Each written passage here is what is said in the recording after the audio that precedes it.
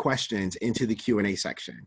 We'll be reviewing and answering questions in real time, but we also want to keep the flow of the narrative going as well. So again, thanks for coming in. And at this time, I'm going to mute myself and hand the microphone over to Biren. Well, thank you, Jason. Thank you, everybody, for joining. We are living, we are in an unprecedented environment. What we are living through personally and professionally is unprecedented. It is scary for all of us. And so when there's so much negativity around, and one thing I wanted to do is, if you know me, I'm a very positive, forward thinking guy, and I wanted to bring some fresh content to all the people and change the narrative completely. And so this whole thing came to me last week when I was sleeping. I cook up the best ideas when I'm sleeping at night, and I wake up in the morning, I know just the person to reach out. So little backstory on how me and Anita met. We have a hiking group in Corona, and there's a beautiful hike there called Skyline. So we just formed this group, everybody showed up, but we have an expert hiker in our group who decided that day to challenge not only himself but the whole group on a whole new different hike. And so here we are, we're going on this hike, and nobody has done this hike before. Nobody can see where the end is, and it's an extremely steep hike. And halfway through the hike, we already know that we're gonna have to call emergency, because we're running out of water. We are extremely exhausted. Some people are giving up. And in that moment, we all had to be brave. We had to rally each other. We were supporting each other, and we didn't know any of us didn't really know each other well. But we still bonded, and we were brave during times of crisis. So I immediately thought of Anita. Anita, as you know, is the author of Behaving Bravely, and she lives in Orange County. She's an executive. So I want to kick it off. Anita, give you a chance to respond to that. Thank you, Biren, and thank you, Jason. I'm happy to be here. Thank you for taking the time, everybody. I understand that we audience not only from the U.S. but from Europe and in India. So my gratitude and infinite thanks for you. Very late at around the clock joining in with us, and I hope it'll be valuable. And yes, it's a true honor to be here. And I've been doing a lot of discussions lately, especially in the media, about how we can really navigate ourselves through our turbulent times. So we're going to take the first half of the web and kind of talk about how this is affecting our businesses, no matter small or large size, whether we're entrepreneurs or we're coming from the corporate sector. And then I would love to the second half of the principles of the form that I have that has been very instrumental in my personal and professional life, and that I love, which is outlined in my book. I'm going to tell about what those principles are and how they can really navigate and mind shift us out of times that we're experiencing the stress, uncertainty, and anxiety. So thank you so much, Anita. I really appreciate it. I was warned by Zoom this morning that there will be some issues with video, especially when you have a lot of participants. So they did warn me, and I hope the video and everything comes out good. If you do see disruption in voice, which I was experiencing just a minute ago, then let's turn off the video and let's make sure we get the content out to the people. So I want to kick it off here and share my screen to talk about a quick survey that we send out and just some responses that we got from the survey. So some of the questions we asked the folks is, how prepared were they when the crisis hit? And we got a 50-50 response. Those that responded, half of them felt that they were extremely prepared. They were already working remotely. They were in the cloud. Many of them felt like they were not quite prepared, and this crisis caught them off guard. We also asked them, what are you doing today to be brave in times like this? Because as you know, these unprecedented times, and none of us in the leadership capacity have experienced a pandemic, in at least in our lifetimes. And so how do we react as a leader, Anita, during these times? How do we manage? How do we lead at the top? What suggestions do you have for us? Baron, definitely. So just a little more background about myself. I've also, been an entrepreneur. I've had 3 companies. Currently, my organization, Anita K Solutions Consulting Firm, and I've been on the agency side in human resources and talent acquisition, and in corporate with large companies like Samsung, which I consult for now, Huawei, the telecom giant, and Broadcom, HP, and United Healthcare.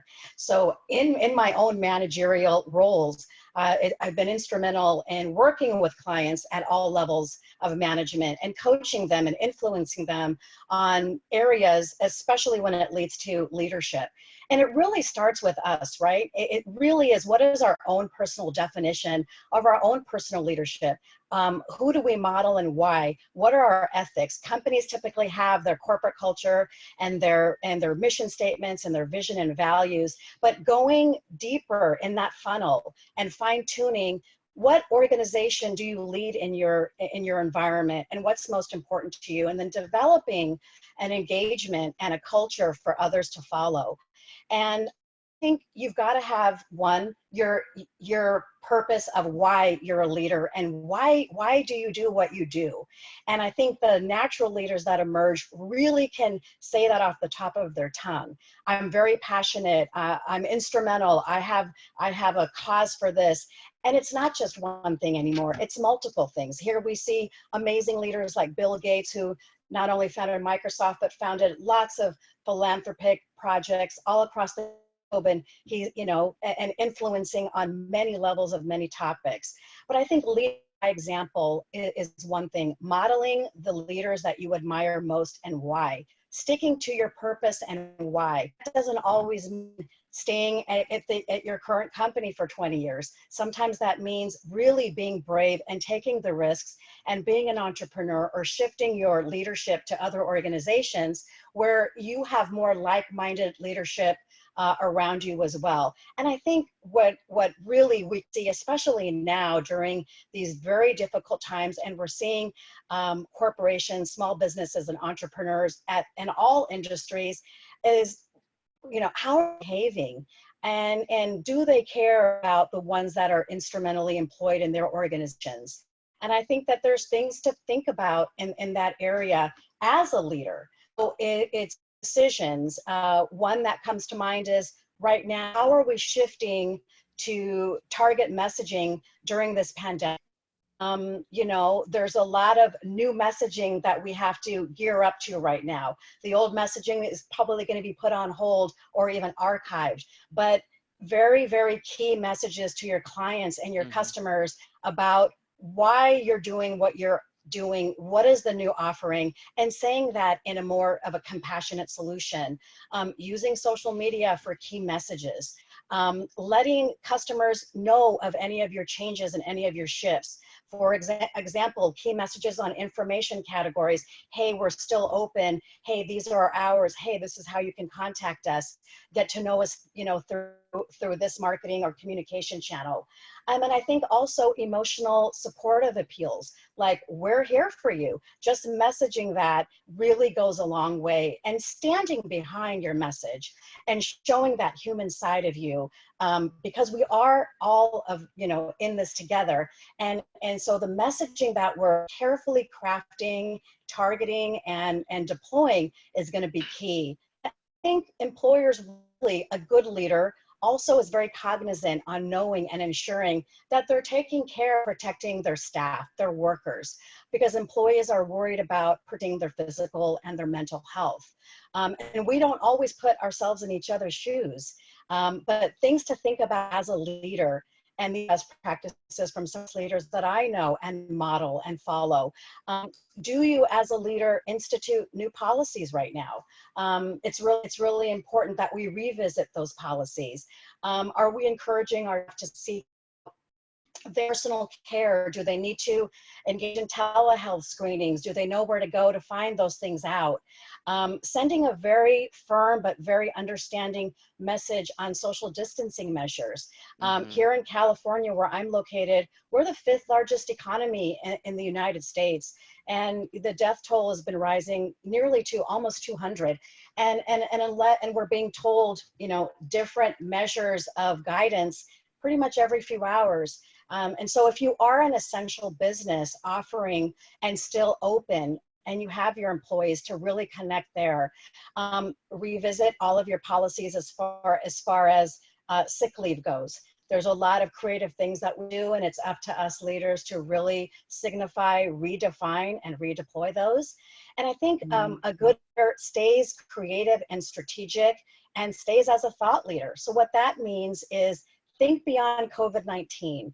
We're going to see permanent changes. What will our business scale to? How agile do we have to be? Is there another platform of products and services that we want to roll out? If we're a high-tech company, yes, let's still revisit, like many of the tech giants are doing today in our R&D. We've still got to think about 2021, 2022, and 2023, especially in the mobile space and the services sector.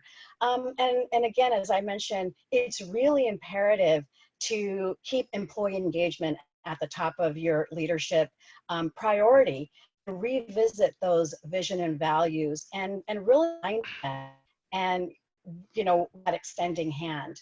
But yes, Baron, I think, you know, the uncertainty during the turbulence times is all going to teach us a lot. And as leadership in a wide variety of marketplaces, we really have to be cognizant and understand that could be a really good thing. We're going to learn from the millennials. They're on their second economic crisis. They have a lot of influence in the future government. So there's key points that we from them. They've already disrupted the marketplace, their demands and their interests and their shifting of, and now there's more disruption coming. Yeah, definitely. So and how this they morning, shift. so this Yes. is Anita. This is fantastic opening. Many of the people who are on this call are small business owners, and you know, every week there's a new narrative. You have to, you know, understand what's happening and then figure out what is your strategy, how you communicate. And this morning on LinkedIn's live session with Gartner, somebody asked a really good question.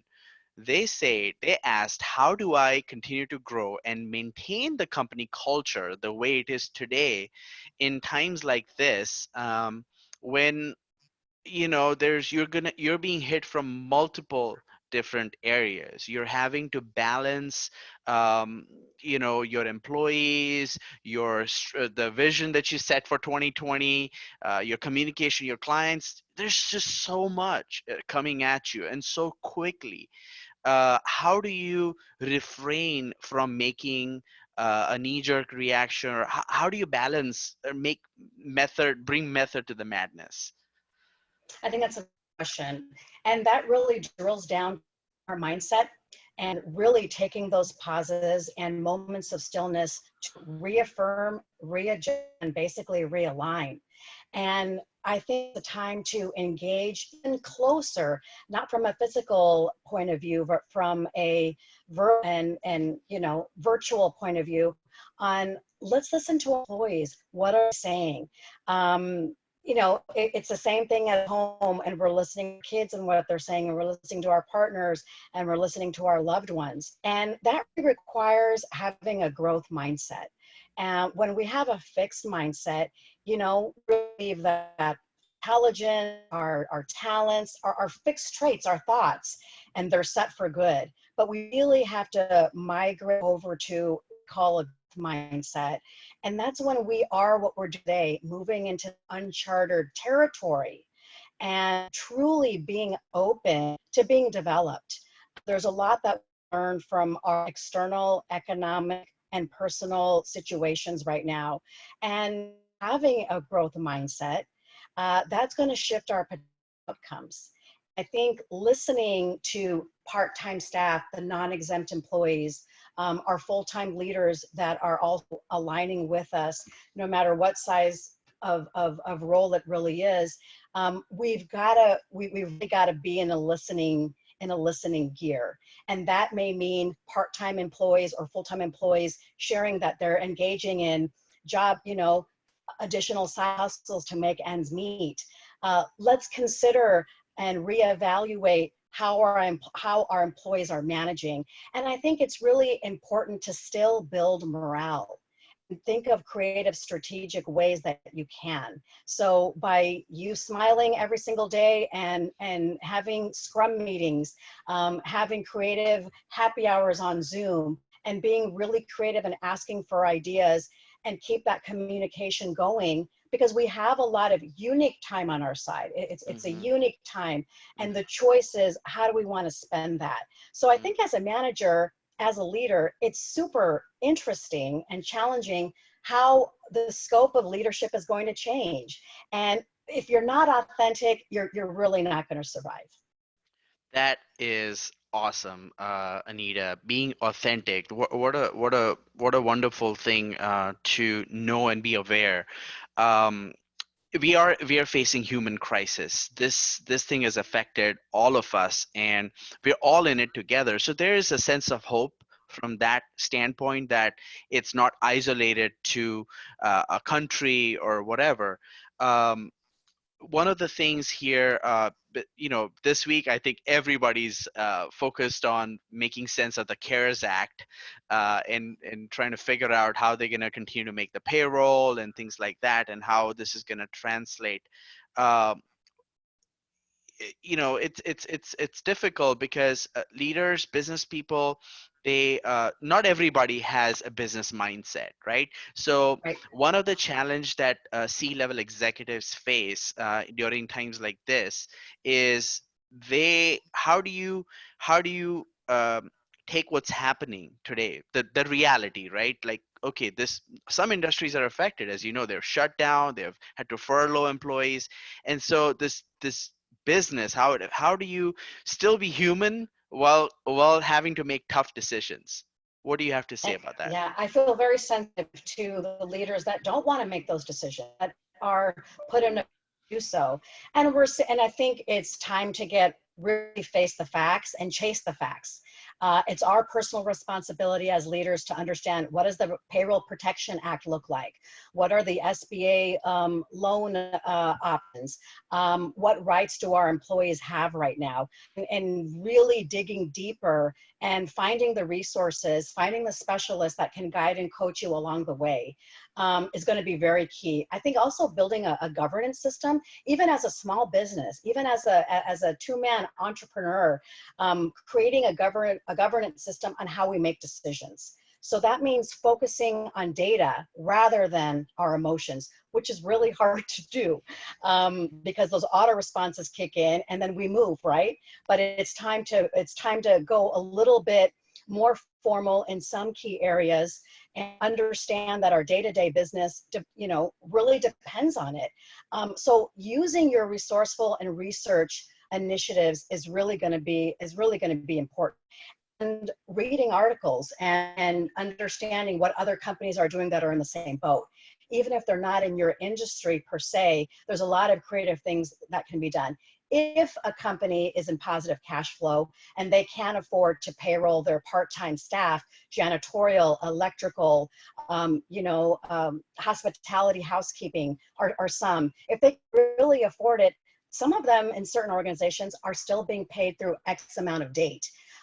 Maybe you buy gift cards for the individuals that you partner with, that are critical vendors for you, and you buy, some, promissory type of services, pay now, but you get the service later because of the physical distancing. So I think it's really, those are very simple, kind of techniques that come to mind, but it's really about being creative and having the leverage of what you can do. But it's also really instrumental to stay transparent along the way. So don't just say, hey, we're going to be okay, and that your business is going to be closing in 90 days. You must be transparent. I think it really goes a long way. And instead of thinking, oh, am I going to be at risk for losing my very lean staff? I think having the candid conversations is really essential. So you've got to run those what I call risk assessments. So, and you know, what was working before may not be suitable now, but focusing on the safety measures, how we can safeguard our employees, our finances, our technology, and our operations during this outbreak. And for some, depending on what businesses they are, you know, understand and access your supply chains. Figure out whether your customers are still customers, and do they require something else from you now? And if so, what really can that be? Speak to your suppliers. Is there something new that they can offer you? Definitely be wary of any kind of over promises. And if cash is tight, it's time to be creative and see how you can, like I said, a barter type of service with one another on the customer side and on the vendor side. So again, it's really reviewing, right, our operational risks and accessing them, and even going further, you know, do we assess what's going on with, you know, as we are from a landlord point of view, our office locations, our kitchens, our factories, and start making a pre-check list if we haven't already, to ensure that if we have to change the landscape, we're ready to do so. Really, really good points. I did want to remind everybody who's in the webinar that Anita has offered to give her book to three books. We're gonna give it away to people. So please give us your questions. This is a town hall environment. Are we on the right track? Are we getting you the information that you need? And at this time, I also wanted to transition into Anita's PowerPoint, where we'll now get into specifics of what does it mean to be brave. So if Jason, you can set that up and share your screen, that would be fantastic. In the meantime, please ask us questions. This is your time. And we want to make sure you get the most out of this time together. Thank you. And thank you, Jason, for showing us the slide deck now. So my book launched July of 2017. It was in the works for a couple years. And on a personal scale, I never really planned to be an author or let alone a life and career coach. Like so many, I spent many years on the path to happiness. And for much of my adult life, I felt lost and unfulfilled due to my divorce, losing a parent. I too have also experienced losing my company and resulting in severe financial devastation, losing my business, and you know, restarting my entire financial portfolio at the age of 40. So I have too been in dire straits where I just really didn't know where my next dollar was coming from, have answers, or really knew how to scale to my plan B. And what that did after some time is the shame started building up. And just as you know, many individuals that I speak to and clients, you start feeling, you know, that those less than feelings, and your productivity and your confidence and your courage comes to a halt many times.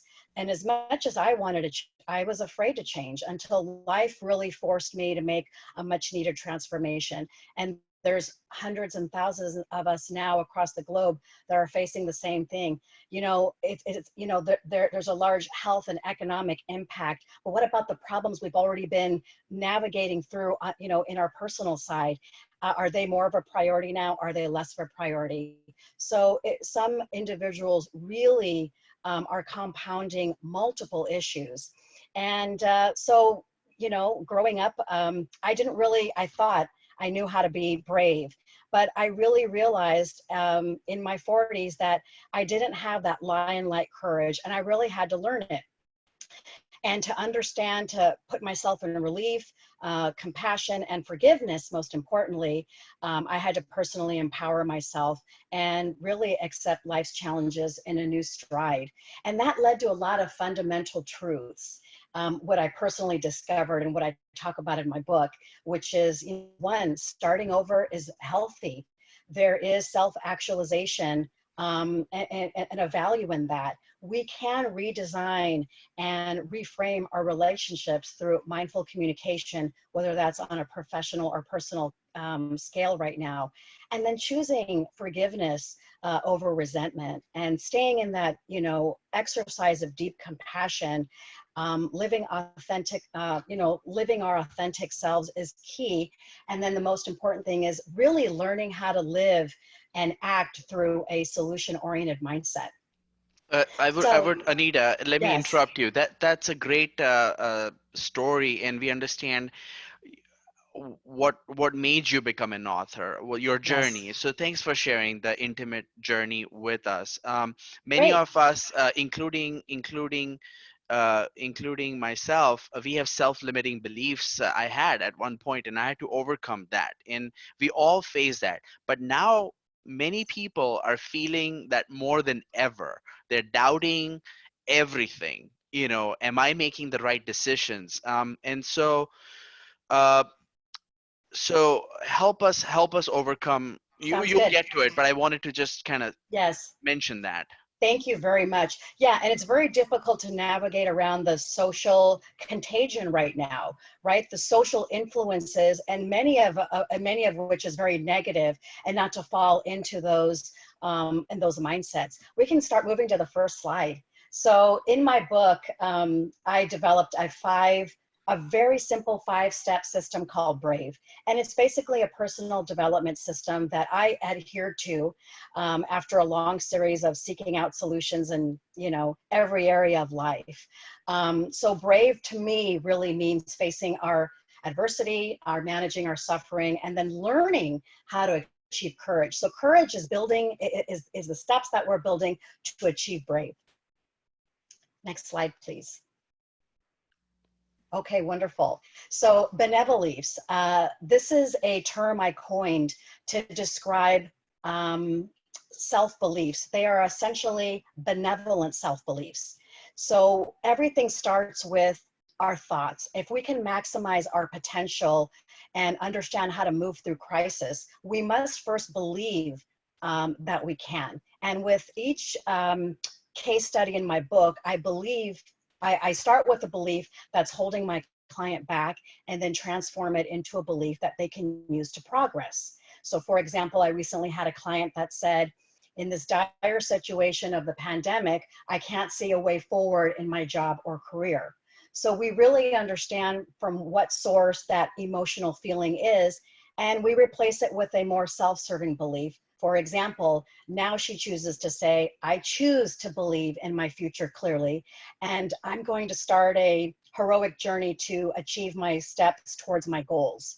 So when we start, so this is putting ourselves in a mind-shifting thought process. So when we have the auto responses where the negative self-talk and doubt enters my mind, I recommend taking a complete pause and stillness and understanding how we can gently be a little bit more benevolent with ourselves and replace that thought with something that's more self-serving. And what this does, it still acknowledges, I really recommend that, accepting and acknowledging your stress and your anxiety emotions is necessary. But then making that choice to take the pause and select a new belief that will put you in more relief is key. This turn of thoughts and this putting this in practice can drive us in these fight or flight situations like we are in today, and can help us make decisions and truly shift us. So sometimes we've got to claim what that feeling is and then really work on it. So this is just a quote. We can go on to the next slide. Thank you. The second step in Brave is what I call readiness. And this requires you to recognize that there's a need for change and commit to doing so now. It's very similar to, any 12-step program. Nothing's going until we actually admit we've got a problem and we must need a needed thought to move forward. So only when we're ready for this type of transformation, however small or however large it is, it will work. So it really calls for taking a personal pulse and reflecting with our current attitudes and our dispositions before we can change them. So when we move into readiness, it starts the planning within our mind. Sometimes it requires forgetting about perfection and keeping that plan B alive, and addressing and acknowledging our feelings along the way and managing resistance is really imperative. You Next brought up slide. some really, really good Yes. points here, which I wanted to reflect on. You said having a plan B, and sometimes it's very, very hard for people who are perfectionists, who people who want everything, think it through, analyze it, who are planners. We like to call in our company, we use the DISC methodology, and we know Yes, that's a very good there's one. we have some really, really great planners in our company who are also owls, who are very factual. But right now we just don't have, I mean, we just don't have the time. We have to move so quickly. We have to sometimes take these decisions where we feel we're unprepared because we just don't have enough time to analyze it, yet we We have to don't make a have the decision. luxury. Yes, Right. definitely, definitely.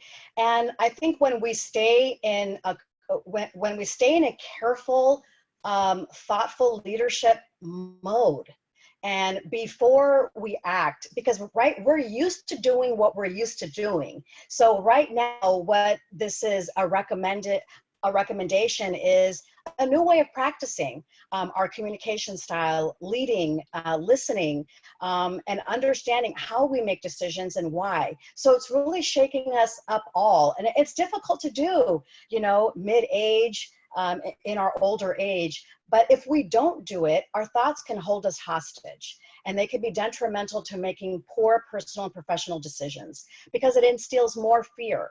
And when we move outside of that comfort zone or what we're used to doing, that fear is enforced, and it strengthens our belief that something is more dangerous, more risky, or worse, feeling trapped that there's no way out. So as I talk about in the book, behaving bravely is really mind shifting, starting with our thoughts, attitudes, and beliefs to help us conduct our behavior accordingly. Great. We can go to the next slide. Okay, and the third step in BRAVE is alignment. And you know, this is basically pretty straightforward, getting our ducks in a row. You know, if we are going to look for a new job, do we have our ducks in a row? Is our resume ready? Have I been on an interview recently? Do I have an updated LinkedIn profile? Do I have my set of references? What compensation is industry standard, etc. But two things under alignment that I think are really imperative, and it's what I really turn to, is one, what I call is establish an A-team. So an A-team is lining up the right individuals in the right areas to support you, especially when you need help. We don't have to face all of our fears alone. And as leaders at any level, it's really imperative to continue to have mentors, coaches, and guides that can lead us along the way. And I personally think A-team is in 5 areas. I have somebody for my professional side, my personal side, my health side, spirituality, and emergency. And they're not my best friends, and they're not boyfriends, and they're not my mom, but they are key individuals that I know I can have candid, very objective feedback from, with no judgment. It's kind of a safe zone, and I can really get the information that I need. It can be a 5-minute dialogue. It can be an email trying to get an answer about something, what have you. And then the second thing is, because as leaders, sometimes we also get caught in the solitude and the isolation. It's not just being in the 4 walls of our home, but when we're not instrumental of really collaborating with other best minds out there, that it can grow into isolation, which is very crippling to productivity. So solitude is okay, but when you're in isolation, you have to be very careful. And the second thing is, do we have the right environment to support us? I think in the survey, there was a lot of individuals that have not worked from home. This is their very first time. And I think, taking a pause, and do you have the right environment to support you? First of all, do you have the right individuals in your environment to support you? Is your infrastructure conducive? Is there clutter you have to clean? It may sound like the most simple basics, but they're key into enhancing your motivation and your clarity. So environment is very, very critical. And to affect change and to center yourself and account for these factors are all going to impact our behavior. Great. So that's alignment. So Anita, on that note, people people are scratching their heads right now. I've got employees on payroll. Maybe there's just not enough work to go around. A really good question came in, that is this a good time to invest time and money um, in new technology or training existing staff? Yes. What are your suggestions? Excellent question. I think it's a time for all of us, even if we don't have professional careers, that if we don't come out of this pandemic with learning one or two skills or have new ideas to approach our life very differently and pragmatically, we're not maximizing our potential during the pandemic. If we have the access to resources or we have the funds, and we can take advantage of very minimal training like lynda.com and Udemy and Coursera and things like that. And there's a lot of organizations that provide those services that are doing very creative ad hoc things to continue to build us up. So we can't stop dreaming and we can't stop learning. And I think this is the time to learn that second language. This is the time to learn the instrument if you've got the time. This is the time to learn Excel and create that bulldozing effect, because I think what is going to empower us, that keeps us in the ready mode, because there's going to be another pandemic, there's going to be another economic meltdown, and how we handle staying brave and how we learn how to be resourceful is our ultimate armor. So yes, I'm a big fan of moving forward. If you have the resources, if you have the time and you've got the funds, and if not, to try to identify and access what you can get your hands on. Excellent question. Thank you so much, Anita, for that. How do you because as you know, you mentioned somewhere that the millennial generation is going through their second is Well, this oh, yeah, I think I was kind of pulling from 2002 to 2008, right? But I think I really interested on how millennials think, and I'm also very grateful on the senior working environment, or seniors, and how they've adapted to all of the change, working with individuals at that age group. But I think there's a lot that we can learn, and that's what I really wanted to point out. Back in the days, job hopping and side hustles were frowned upon, and the millennials helped break that. Virtual communication, the millennials are helping us there. Understanding how freelance work can be an asset to supplement our financial side and gain that additional experience, the millennials were kind of instrumental in introducing that. And I think it all goes back to we're having more than one dream is very necessary. I love my HR and entrepreneurship, running my company and understanding and watching those profits and things like that. But my real passion is where I volunteer, or where I'm working with, young Asian men on how they can, groom themselves to be brave and, as future hiring leaders. So I think it's a time to draw upon experts in all areas. that's that's excellent. So Yeah. keep going. Sorry, not to Okay, interrupt. no problem. No, I welcome that. And the fourth step in brave is vision. A lot of people say, well, how come it's not number one? Because you've got to get ready. And sometimes having a vision just doesn't start like that. Sometimes it starts from a pipe dream. Sometimes it starts from a dream. And sometimes it starts from your curiosity. So until you really do a lot of good introspection, it's very imperative to form a vision. And basically that's seeing your desired destination and the road of how to get there.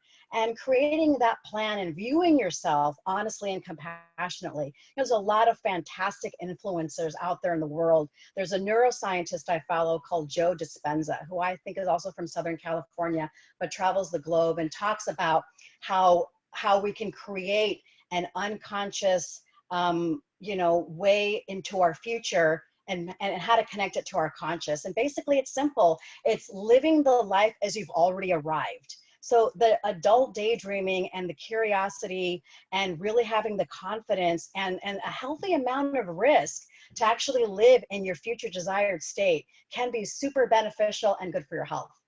So that's vision. And then next slide, please. And then the last step in our BRAVE paradigm. Can we move to the last slide?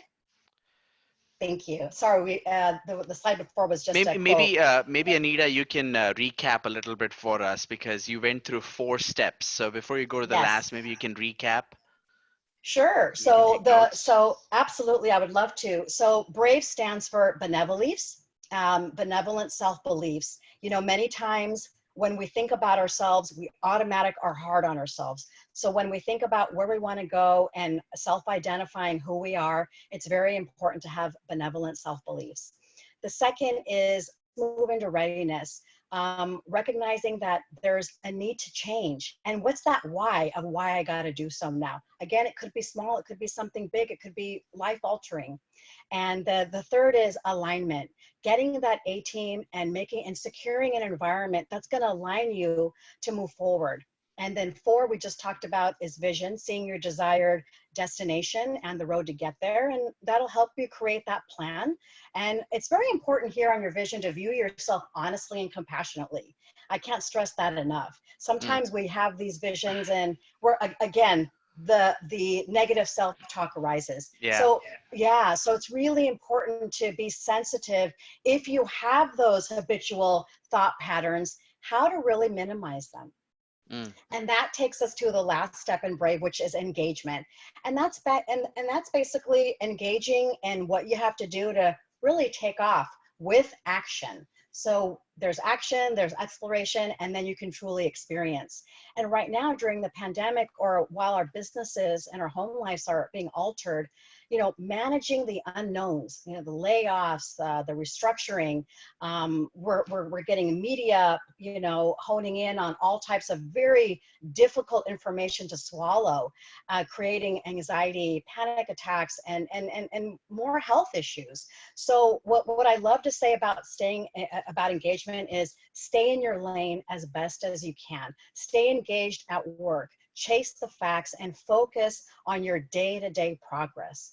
For those that have been affected by monumental change with health, their jobs, their economic situations, it's time to go back to the basics. Take care of yourself, make a simple game plan, review your finances, confirm your healthcare options, review your terms on your mortgage, and you know, go back to the basics. Take a little time and understand where you really sit to know what you have to shift to move on to next.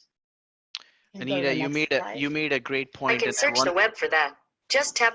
Sorry about that. That's a great point. And I want to ask you there about mindset. You talked about mindset. What is a good, we are all habitual to looking at the news all the time, turning the TV on, and the first thing that we see when we wake up and go to bed is news about this virus and the deaths and what's going to happen. I mean, to the point that I can speak for many people that they're unable to sleep. So how can we, what is the small change we can make in the morning, in our routine, morning or night? What should we do? Give us tips.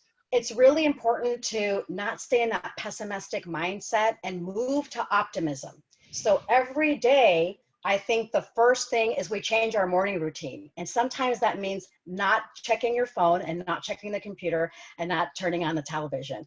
Maybe playing soft music, practicing some breathing exercises, looking out the window, making that cup of coffee in silence. So it's really going back to the basics and doing things that you're really not used to doing because you're so used to moving around and generating and connecting information. So it's really time to take a pulse and shift how we currently do the things we do and how we think about them. So those are a few little tips. Wellness routine is going to be imperative right now. Social distancing, yes. Social, but you know, emotional connection, you want to keep that going. And now there's technologies to support us there. I think also what's been interesting is Also follow content that is going to enlighten and educate you for 30 minutes a day. Follow a motivational speaker, read a good book, engage in a hobby, build a new skill. And it doesn't have to be something that advanced. It can be something like baking, cooking, learning something about dogs, whatever it may be for you. Planning your next vacation. I think it's still very important to stay in planning mode. 6 months, 3 months, just like we do in business, in our personal lives. And then finally, implementing, if you haven't already, or strengthening some type of physical routine. Physical and mental go hand in hand. They're actually very codependent and interdependent on one another. And so it's really easy right now just to kind of slide down during the four walls that we're in. But if you engage in mindful practices and keep them very simple, you might create new habits that are worth sticking to. And that's going to enhance your outlook and how you manage when you watch the news and the media. And it's going to help with these small transformations. And in my book, it's a self-help book, but I take readers on a journey to healing, self-discovery, and how we can live our freedom through the relatable stories of my own and many of my clients. Nothing's off the table. We talk about addictions, we talk about financial devastation, career mishaps, broken relationships, communication breakdowns, and so forth. And readers can take advantage of several affirmations, working the brave paradigm a little bit more at your own pace, and learn. And then there's contemplation and coaching techniques at the end of every chapter. That is fantastic. So I did have a question right now, and then towards the end, you can tell everybody how they can follow you, where they can get your book, how they can contact you for maybe engaging you to speak in their companies to inspire. I would love that. But communication, I wanted to focus on that. A lot of our staff and employees have all of a sudden, those are there in the cloud, they were already working fine, but still they were in an office environment. And now all of a sudden they're away from each other, not seeing each other that often.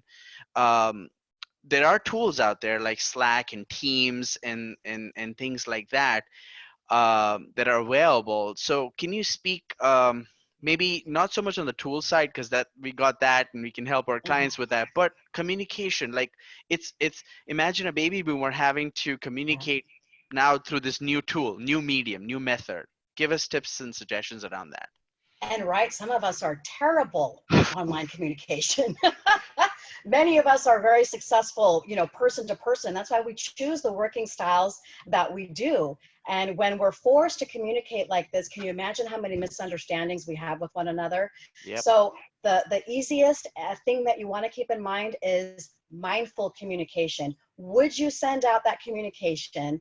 Don't send it out if you're not willing to say it to somebody personally, face to face. So communication is all about being mindful, being respectful, definitely being patient, being heard, and sometimes right now being very simple. And before we go into the analysis mode and the what ifs and the long explanations, make sure that we dot our I's and cross our T's, that what is our intention behind the communication? I talk a lot about this in my relationship coaching. Intention is very, very critical to avoid misunderstanding and putting up the walls, right? And siloing ourselves. And leadership does this sometimes very well and sometimes not so well. Implementing humor. I think that's very important too. So sometimes these icebreakers, even though we know individuals so intimately, are still really required. So being mindful, being creative, really not jumping to the emotional side of what you're really feeling, because you can't take a text back, you can't take that email back. And hiring managers have to really be mindful of making sure that content that's being sent to in between employees is all HR appropriate as well. So when we are sending those jokes back and forth, and it's time for leaders to also set some parameters about acceptable and appropriate and motivating communication. Anita, I want to thank you so much because you have touched on so many things. You took us from where we are at, what we are feeling. You gave us actionable advice, 5-step, very simple, on things we can do to continue to stay positive. So why don't you take us, maybe Jason, if you can share the slide, and maybe have some final closing thoughts. I really took a lot of notes. I'll tell you what I took away from this. I feel that there was something you talked about, that we're all in it together. Don't be, Yes. we're We're not alone in our not fears. alone, and Yeah, we're that, not alone in our fears. And I think showing the vulnerability is key to moving forward. yeah, that's an excellent point. In Vistage, the group I belong to, we talk about that being vulnerable is actually a strength. It's actually a Lot strength. Yeah. leaders Yeah. sometimes feel like I need to be brave, and they always try to put a face where deep down they're feeling lost, like they've lost the battle. And Yeah. so being vulnerable is an excellent point. So the last slide, Jason, 14, is perhaps how we can just show that one. Yes, please stay connected. I welcome, I give a lot of advice away under 30 minutes for no charge. I'd be happy to hear from you on any matter within the life and career and business sector. And I'm very grateful to be part of this experience with all of you today. Thank you for the opportunity. Anita, one more, if you have one more I question came in. do. We talked I'd about, love to hear more questions. Yes. so We'll go through them fast. yep. And so this one was about the email communication. We make mistakes in times like this. It's very easy to get carried away because you feel like you want to lead, you want to manage, and you may fire off an email to your staff, and you may have written something that you want to retract. How do you, let's say you make a boo-boo like that. What do you do? You be vulnerable and you apologize. Yeah. Mm, Yeah. You retract it by being your human self and mm, saying, I apologize if my tone was out of context. What I really would like to reiterate are these 3 points. I love when leaders talk about email communication in a bullet form points. That kind of keeps you a little more safe. If you have an admin, or if you have a right arm person in your business, or just a friend who's really good at oral communication, run it by, get a second opinion before you send it out. If you think that there might be some, language in there that might be upsetting, most chances are there probably is. So getting a second rundown or waiting for an hour, taking some deep breaths. I know that sounds very, very basic. And then looking back at that email. So firing things off is never helpful unless it's a true emergency and mm, you've got an emergency response system like mm. emergency professionals do. Other than that, employees should know what to expect. I think that's really important. You're just talking about the leaders that show vulnerability. Hmm. You'll know when your hiring managers and your leaders are authentic because they behave, they share. They even talk about the weaknesses. They talk about the what ifs. But what I think is really important, why people hang on to the individuals that they do, is they stay in optimism. There's hope. We're all in this together. So whatever your company vision and values are, and if you don't have any, please implement some, because it can be a strategic way to hire and maintain your employees and rally them at all times. But yeah, I think Anita, sometimes you have to 100%. simple sorry. That's great advice. And by the way, We've all they done really, it, right? they We've all loved, done it. we've all, and you know what, it takes We've all courage, done it. and it goes in line with what you told us today, is that being honest, being human, and now is a fantastic time to look at, like you said, everything, go back to basics, evaluate everything. Is our vision correct? How do we need to pivot? Are solutions valid past COVID-19? I mean, eh, are they gonna be relevant? So question everything, and do some critical thinking. This is the time, and those that do it will come, so they'll come ahead. They'll become roaring in like a lion. And that's what Exactly. we all want to do. Yeah. Exactly. So here's a question from somebody is in that boat right now. They're a training company. They are used to giving face-to-face training. All of a sudden, there's no contact. And if this continues now, how can they convince their clients to accept this new format of training? Uh, you know. Yeah. Yeah, I think you have to show your value and you have to know what your value is. So what is your value proposition as a training company? And change the communication and expand the communication to other channels is the best thing that you can do immediately. But you've got to use words like the word value, and sometimes doing an emotional appeal in your conversations about running the risk of us not developing in these key areas and the best practices that you've seen in the industry. So add the facts, talk like you really are on the same page and you understand how sensitive the situation is, but really know your value proposition. That has to be key. So it might not be the same message that you had before. So depending on the type of training that you offer, it's now going to be tailored differently. But it goes back to, why do we do this? What is that why? And people will see the passion and they'll see the sincerity, and you're going to have to give it time. We're piloting a lot of new messages right now. And it's not a first priority, with some, but it is with others. So I think being a very very strong influencer and advising on the benefits is really key. So advising on the benefits, being sensitive in the language that you use, and really showing value. Wow. And of course, adjusting pricing, maybe the quality, not the quality, but the amount of training. Do you have a training that's 10 hours long for one day? Maybe right now, that's not the best to do while we're working from home. I don't know. Is there something creative that you can do? Can you give something away in addition to that, another extra hour of training? People are really looking for companies that are sensitive to what's happening right now. Let's take a large corporate conglomerate like Tide. They are setting up dry cleaning at various emergency response centers, and they're doing it for free. So personnel in healthcare don't have to go home and wait to wash the clothes. So, who's ever going to forget that? So I'm going to switch to Tide, right? So it's not what it's what can you do for me, and you have to think. One thing I really love, and I think about this for myself in my coaching practices: how can I serve you? Not how I can help you, but really how can I serve you? Oh, that is fantastic. I can't think of any other better way to end it. Can you repeat that one more time, what you just said? Yes. Instead of saying, how can I help you? You might want to say, and this can be an oral and written communication, is how can I serve you? That is fantastic. So, Jason, do we have more questions? Do we want to open up the lines for any live questions? Yeah, happy to. If people have time, absolutely.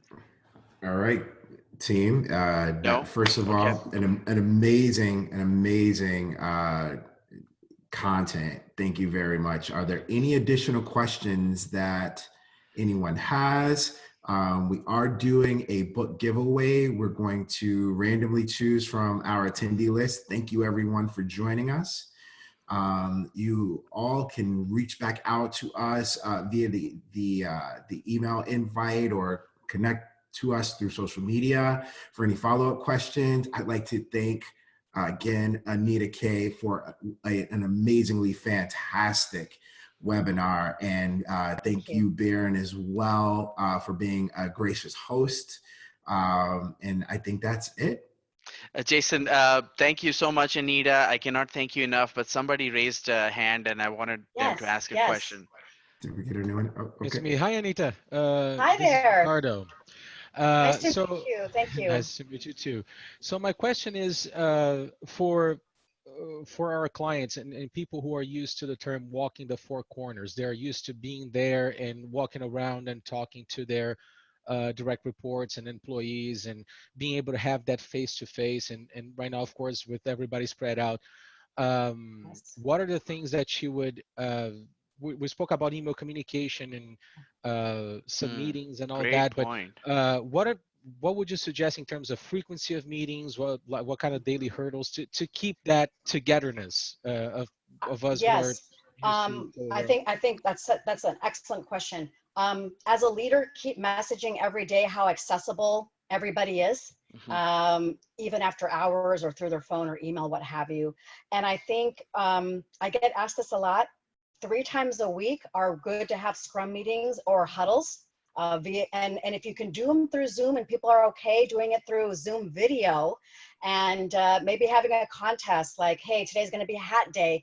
Everybody come on video with their favorite hat. Or if you have children, bring your children by our side. So come up with creative ways that motivates your employees to feel that they're not in an office, but they're still having fun and they're still really engaging with their colleagues at work.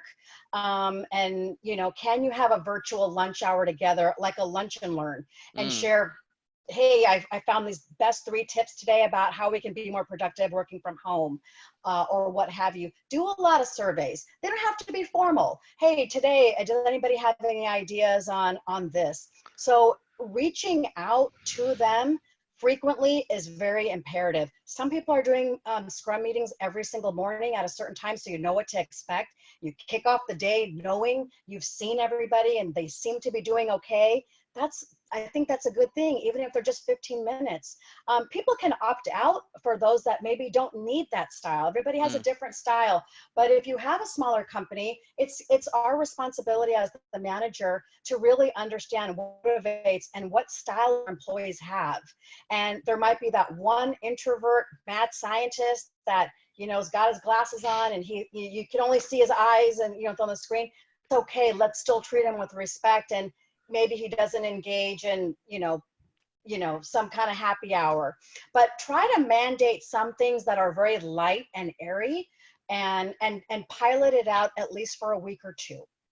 And then take a pulse. Is this working for everybody, team? Not working? Okay, forget it. You know, do you have any ideas, what have you? But I think humor and making light of things and then having the meetings in the day as supplemented with some type of happy hour is very helpful.